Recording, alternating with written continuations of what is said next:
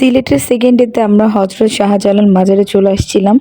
আমরা এটা আগে থেকে প্ল্যান করছিলাম যে ওখানে যাওয়ার পর ফার্স্ট ডে হচ্ছে ঘুরতে যেখানে যাব সেটা থাকবে এই মাজারে আসব।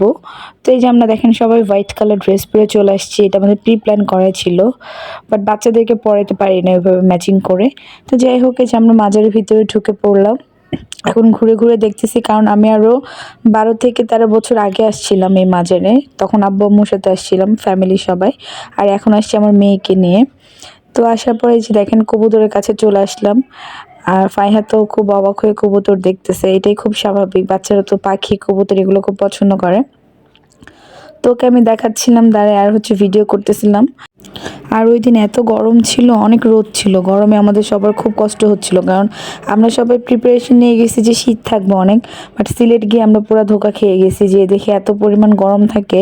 দুপুরবেলা মনে হয় যে এটা সামার সিজন চলতেছে।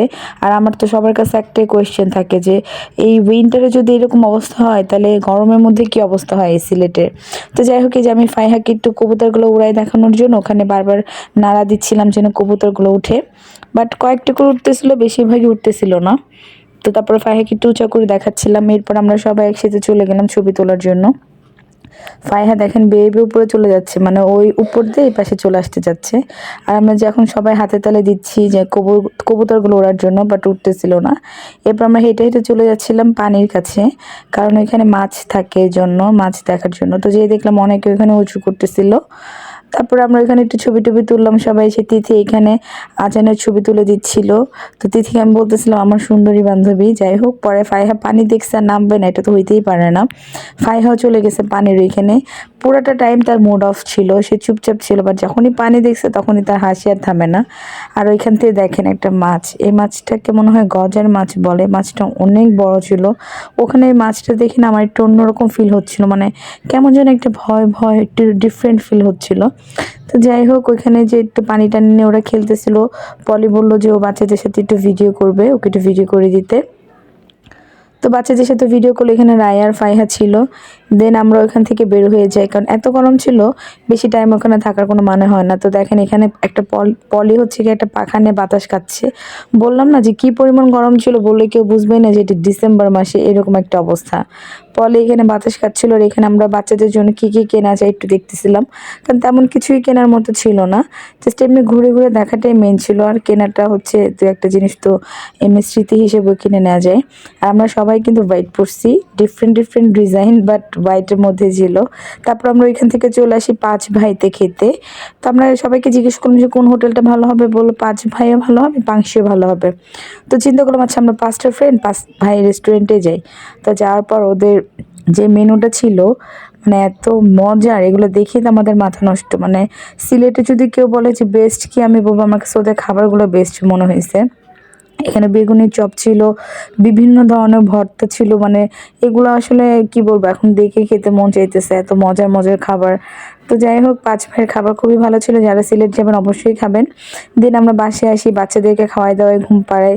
তারপর আমরা সন্ধ্যার দিকে আবার বের হচ্ছিলাম, কারণ আমরা চিন্তা করছি আমরা যেহেতু সিলেটে আসছি আমরা বসে থাকবো না, জাস্ট বাচ্চাদেরকে রেস্ট টেস্ট নিয়ে আবার বের হবো।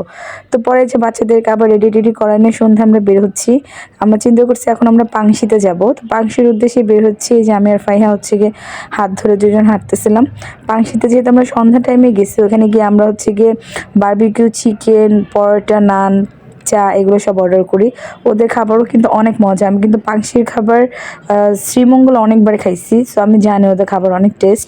আর এই বারবিকিউ চিকেনটা তো অনেক টেস্টি ছিল, অনেক অনেক অনেক, আর অনেক বড় ছিল সাইজে, খুবই মজা ছিল। তারপরে যে আমাদের স্পেশাল চা, এই চাটা তো আমরা মানে নাড়া দিলে যে একটা কালার চেঞ্জ হয়ে যায়, এই জিনিসটা খুবই ভালো লাগে। আমাদের এমনও রেকর্ড আছে শুধু চা খাওয়ার জন্য আমরা শ্রীমঙ্গলে গেছিলাম এই পাংশির।